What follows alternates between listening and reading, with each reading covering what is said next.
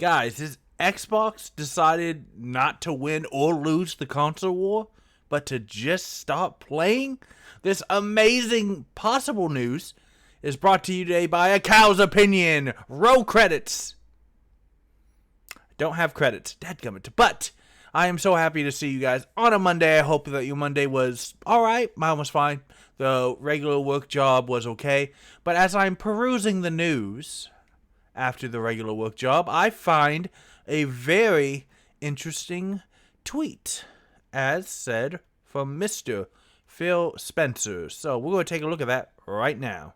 Alright, so the whole hubbub started because lately there's been some interesting leaks about the Xbox platform porting more titles to other platforms, and Phil Spencer himself had to get to Twitter to clear the air. And his tweet is right here. Look at this. Oh, I got a notification. Cool. We're listening, and we hear you. We've been planning a business update event for next week, where we look forward to sharing more details with you about our vision for the future of Xbox. Stay tuned. Now, you may have noticed this tweet's only 3 hours old and has 5.3 million views. So, yeah, this is kind of a big deal when it comes to video games, guys. But what is this even all about? So, the rumors that started all this are from, and I want to give credit where credit's due. This is Kotaku. This is Willow Row. Thank you so much. But according to The Verge, Machine Games is considering releasing Indiana Jones and the Great Circle on PS5 sometime after its PC and Xbox exclusive launch window.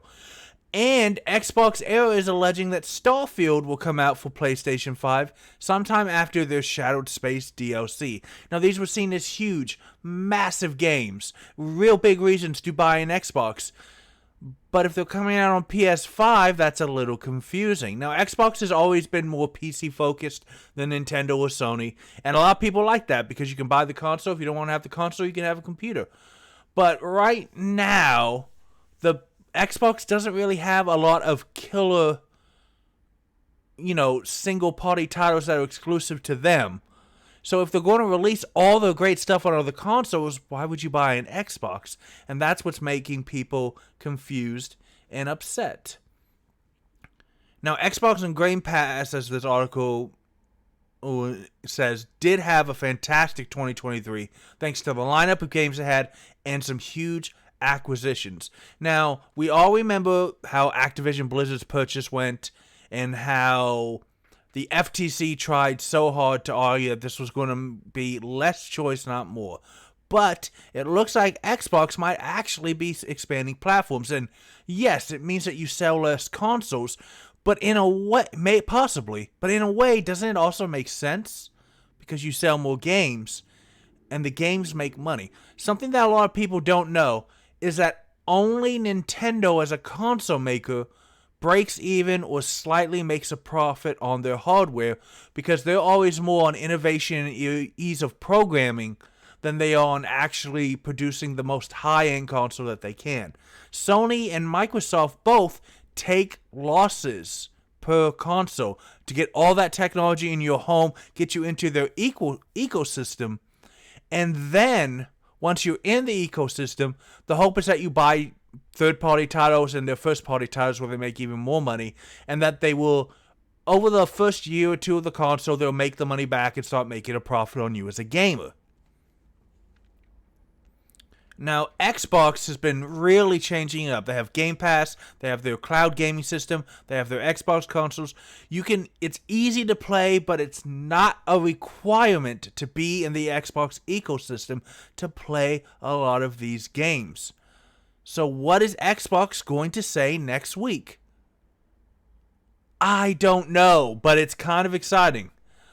There's rumors and I can't find good substantiated stuff to share with you visually, but there's even rumors that Microsoft is considering maybe we don't make another console.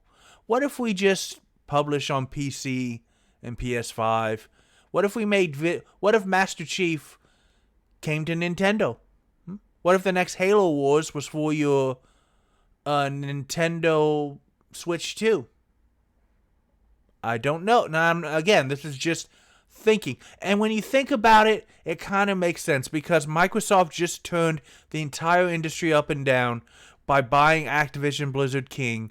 They've got the best makers of mobile. They've got all the huge first-party hits for Activision. And now they have the Blizzard name brand, which is still needing a lot of work. But now there's a ton of interesting stuff that is happening. So we will be keeping an eye on this. But why don't you tell me down below, have you ever bought Xbox before? And what do you think of this? Because I know PlayStation does something similar, but their games take a year or longer to come out on PC and Xbox. And let me tell you something, guys. A year exclusivity is, you're not going to make a lot of sales when you finally port it to PC. We've been hearing more and more about how, and it's true, exclusivity hurts gamers. Because it makes you have to choose who you support or where you buy from. But could this be some kind of new vision for Xbox? Are they still going to make hardware? Are they going to concentrate more on software? It's definitely not cloud streaming because the technology for that ain't there. I don't care what nobody says.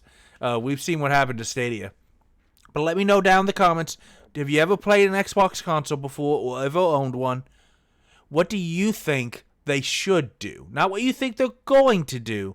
Let me know in the comments below, what do you think Xbox should do to make sure that they put games in the hands of as many gamers? And you know what else you can do? You can play more games, because this is a gaming channel. We encourage fun, and games are awesome, and you deserve awesome. I'll see you guys next time.